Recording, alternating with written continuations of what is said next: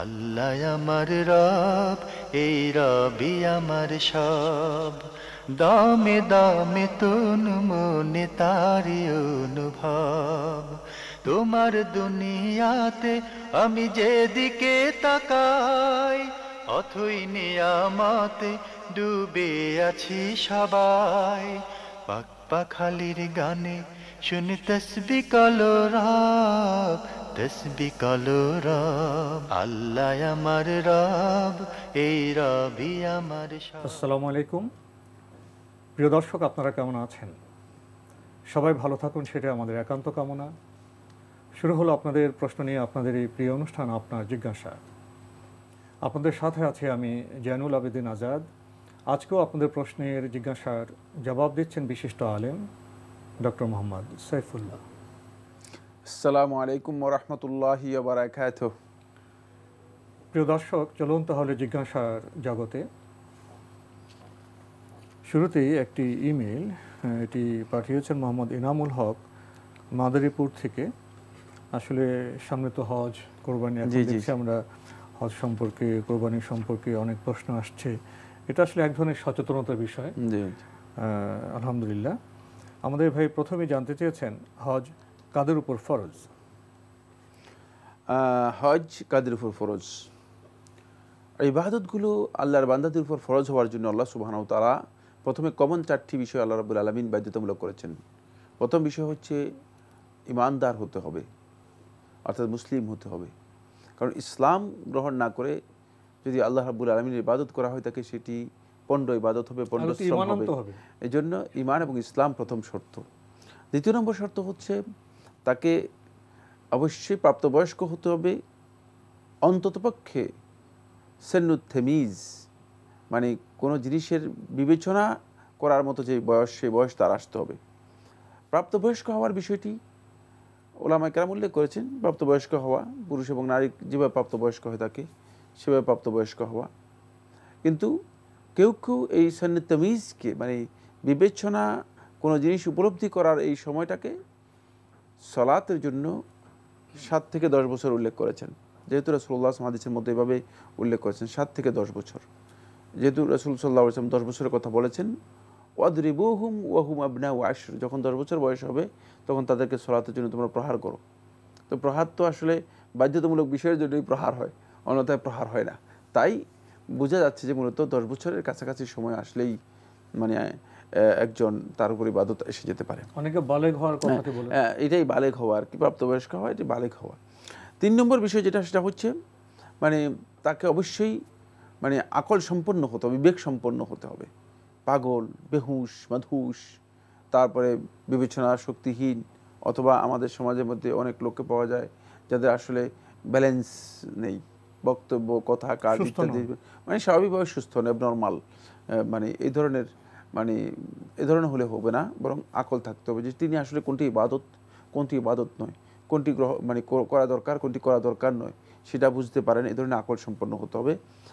4 নম্বর বিষয় হচ্ছে যেটা, সেটা হলো তাকে এই আকল থাকতে হবে, তারপরে বালেগ বা প্রাপ্তবয়স্ক হতে হবে, তারপরে মুসলিম হতে হবে, তারপরে 4 নম্বর বিষয় হচ্ছে ওই ইবাদত পালন করার জন্য মাকদু কাদের হতে হবে, মানে সক্ষমতা তার থাকতে হবে।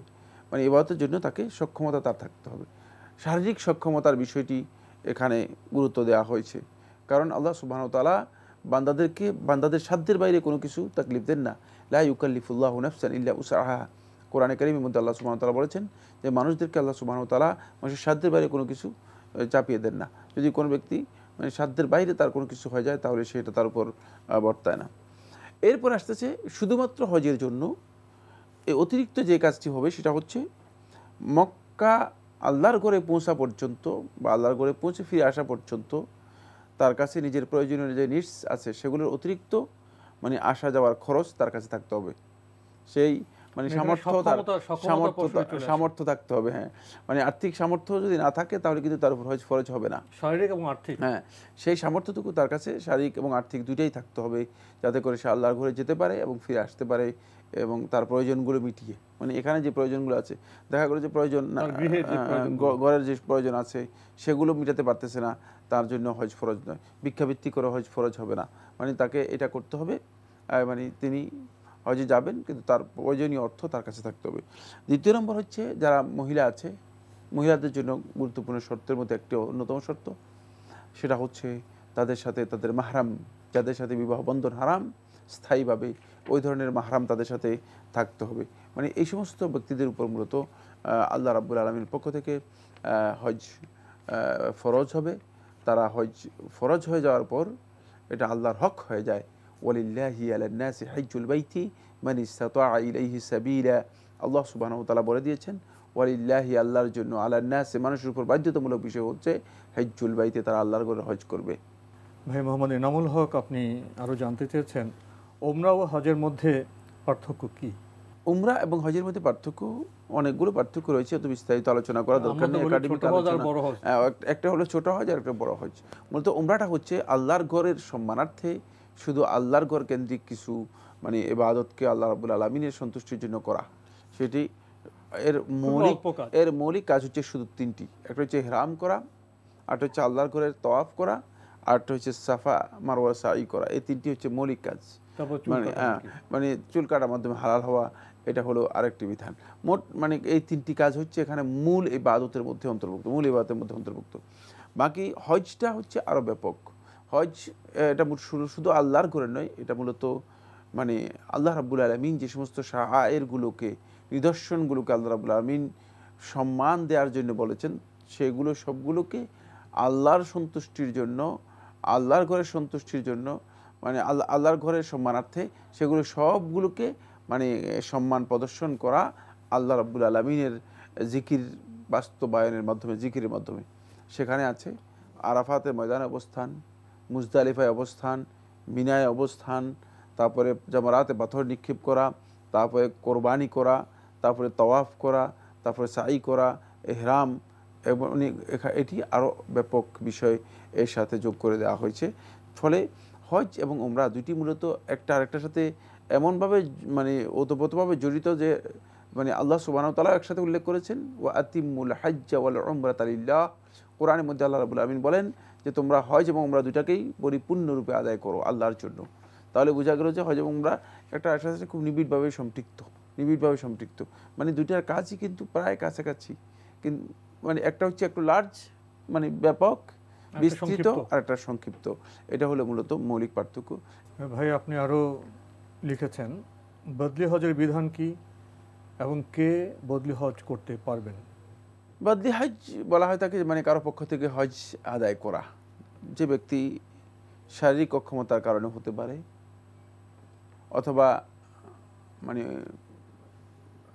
হজ ফরজ হয়েছে মারা গিয়েছে, এমন হতে পারে, হজ করতে পারেনি, তার পক্ষ থেকে অন্য একজন ব্যক্তি যে হজ আদায় করে থাকে এটাকে বদলি হজ বলা হয় থাকে। মানে তার পক্ষ থেকে আরেকজন প্রতিনিধি হিসেবে হজ আদায় করাকে বদলি হজ বলা হয় থাকে। আর এই বদলি হজটুকু ইসলামে জায়েজ অনুমোদন দেওয়া হয়েছে রাসূলুল্লাহ সাল্লাল্লাহু আলাইহি ওয়াসাল্লামের একাধিক হাদিস দ্বারা। সহিহ মুসলিমের হাদিসুল খাসামিয়া বলা হয় থাকে, পরিচিত হাদিস। সে হাদিস থেকে আর সহিহ মুসলিমের আরেকটি হাদিস লাকিত ইবনে সাবির রাদিয়াল্লাহু তাআলা আনহু, এই দুটি হাদিস থেকে স্পষ্ট বোঝা যাচ্ছে যে রাসূলুল্লাহ সাল্লাল্লাহু আলাইহি ওয়াসাল্লাম বদলি হজের অনুমোদন দিয়েছেন। আবু দাউদের রওয়ায়াতের মধ্যে এসেছে, এটাকে হাদিসে শুবরুমা বলা হয় থাকে। এটা একটা পরিচিত হাদিস। লাব্বাইক আন শুবরুমা, শুবরুমা হচ্ছে একজনের নাম, মানে শুবরুমার পক্ষ থেকে লাব্বাইক তালবিয়া পাঠ করছে, লাব্বাইক আন শুবরুমা, লাব্বাইক আন শুবরুমা। রাসূলুল্লাহ সাল্লাল্লাহু আলাইহি ওয়াসাল্লাম শুনতে পেলেন, জিজ্ঞেস করলেন শুবরুমা আবার কে, মানে যে শুবরুমার পক্ষ থেকে তালবিয়া পাঠ করছো, হ্যাঁ শুবরুমা আবার কে? তখন বললেন যে আখুন লি আও কারিবুন লি, হাদিসের মধ্যে এসেছে আমার কোনো ভাই অথবা আমার নিকট আত্মীয় কেউ হবে। তখন রাসূলুল্লাহ সাল্লাল্লাহু আলাইহি ওয়াসাল্লাম বলছেন হাল হাজাজতা আনক, নিজের হজ তুমি করেছো কিনা? তাহলে এখানে রাসূলুল্লাহ সাল্লাল্লাহু আলাইহি ওয়াসাল্লাম আরেকটা বিধান পাওয়া যাচ্ছে, যেটা রাসূলুল্লাহ সাল্লাল্লাহু আলাইহি ওয়াসাল্লাম আগে মানে বদলি হজের অনুমোদন দিয়েছেন, এটা পাওয়া গেল। দ্বিতীয় হচ্ছে বদলি হজের কীভাবে বদলি হজ আদায় করবে সেটাও বললেন, যে রাসূলুল্লাহ সাল্লাল্লাহু আলাইহি ওয়াসাল্লাম বলে যে হজ্জা আন নাফসিকা সুম্মা হজ্জা আন শুবরুমা, প্রথমে নিজের পক্ষ থেকে হজ করো, তারপরে শুবরুমার পক্ষ থেকে হজ করো। তাহলে বোঝা গেল বদলি হজ করতে হলে তাহলে শর্ত হচ্ছে আগে নিজের হজ করতে হবে, তারপরে তিনি বদলি হজ করবেন। বদলি হজকারী ব্যক্তি মানে তিনি হজের যখন এহরাম নিয়ত করবেন তখন তিনি যার পক্ষ থেকে হজের নিয়ত করতেছেন বা বদলি হজ করতেছেন তার পক্ষ থেকে এহরাম করবেন। তিনি যদি মানে নিজের পক্ষ থেকে এহরাম করেন তাহলে কিন্তু বদলি হজ আদায় হবে না।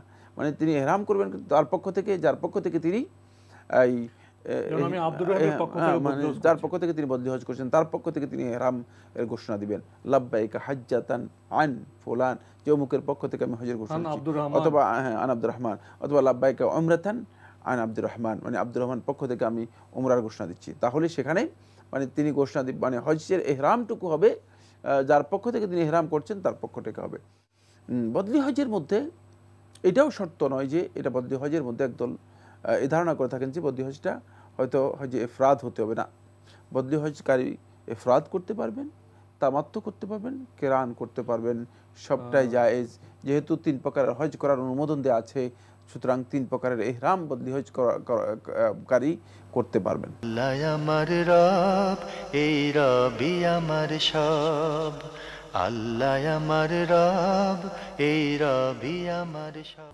মাদারীপুর থেকে পাঠানো চিঠি পড়ছিলাম, পাঠিয়েছেন মোহাম্মদ এনামুল হক। শেষ প্রশ্ন, হজের তাৎপর্য কি? হজের তাৎপর্য এটি আসলে দীর্ঘ একটি গুরুত্বপূর্ণ বিষয়। মানে হজ এমন একটি ইবাদত যে ইবাদতটিকে আল্লাহ সুবহানাহু ওয়া তাআলা জীবনে একবার ফরজ করেছেন। আমরা দেখি অনেকগুলো ইবাদতকে আমাদের দৈনন্দিন মানে ফরজ করা হয়েছে। নামাজ দিন 5 বার ফরজ করা হয়েছে। তারপরে রমাদান মাস এর সিয়াম ফরজ করা হয়েছে বছরে একবার। এভাবে ইবাদত, কিন্তু হজ এমন একটি ইবাদত যে ইবাদতকে আল্লাহ সুবহানাহু ওয়া তাআলা জীবনে একবার মানে ফরজ করেছেন, একাধিকবার নয়। যাতে করে হজের মাধ্যমে মূলত আল্লাহর বান্দা সত্যিকার নিজের গোটা জীবনকে পরিবর্তন করতে পারে এবং নিজের জীবনের যে আমল রয়েছে সবগুলোকে পরিবর্তন করতে পারে।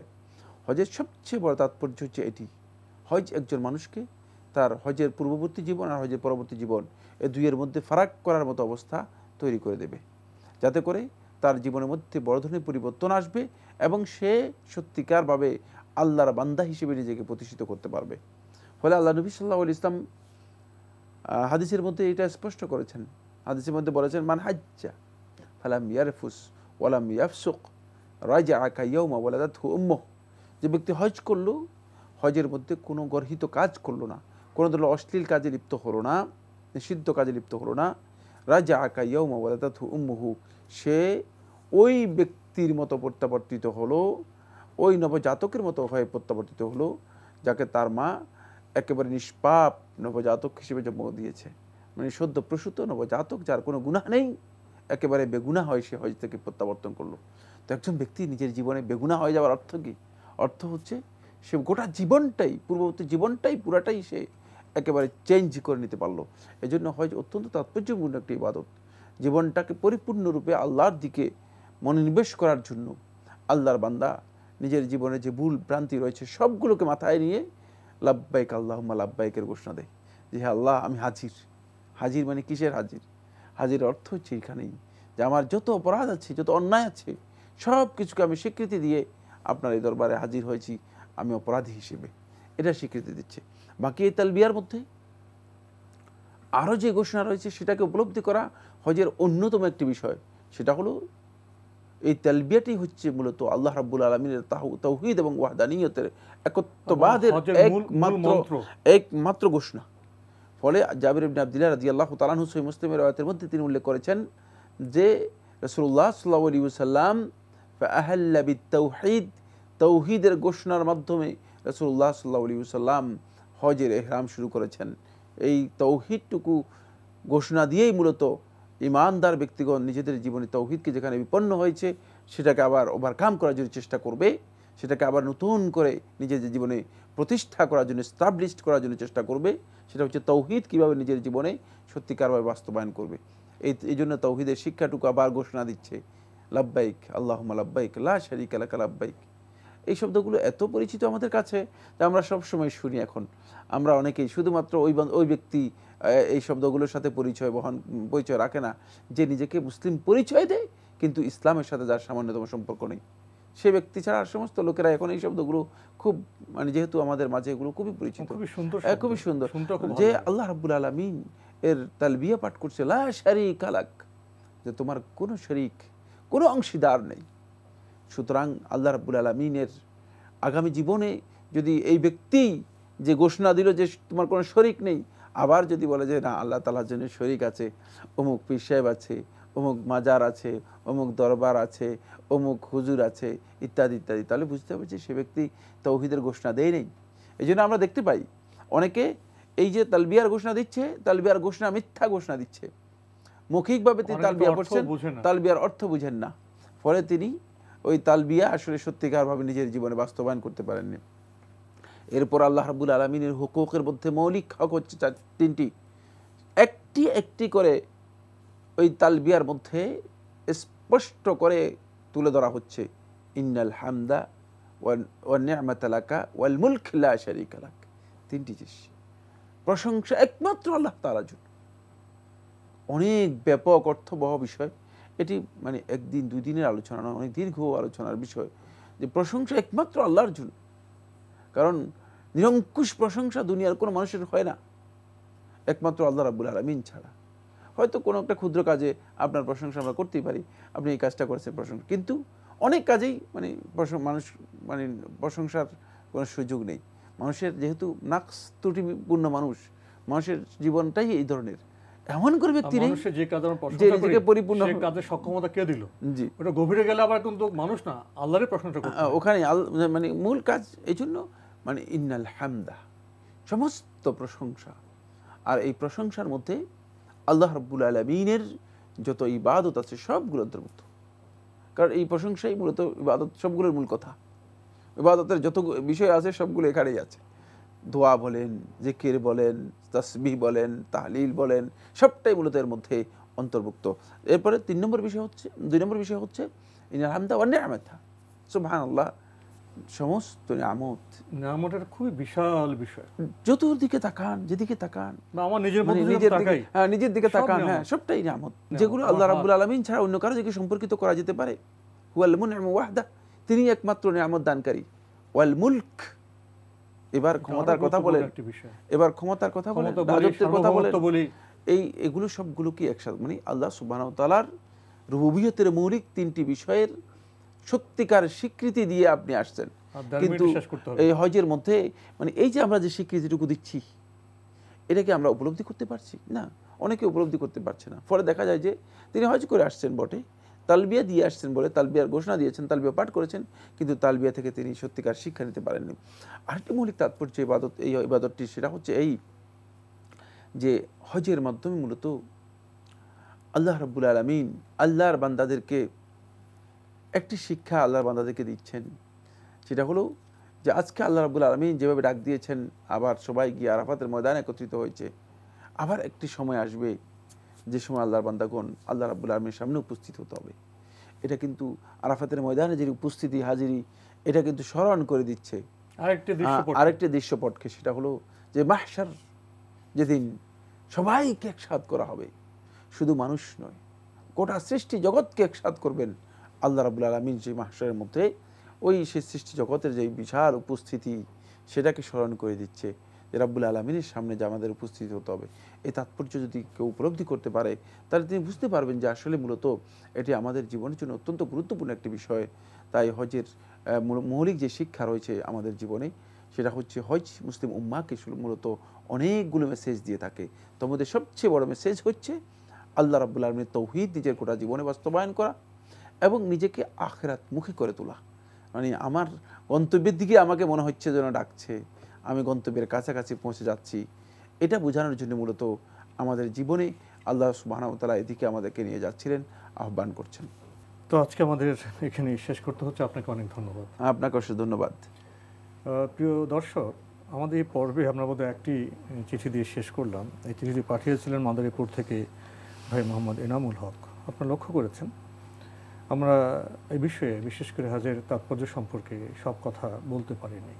শুধু হজ কেন, ইসলামের প্রতিটি ইবাদত, আমরা সালাত বা নামাজের কথা বলি, যাকাতের কথা বলি, আমরা সিয়াম বা রোজার কথা বলি, প্রত্যেকটি ইবাদত শুধু রিচুয়ালের নাম নয়, আনুষ্ঠানিকতার নাম নয়, এর লক্ষ্য আছে, উদ্দেশ্য আছে, তাৎপর্য আছে, স্পিরিচুয়াল বিষয় আছে, আত্মশুদ্ধির বিষয় আছে।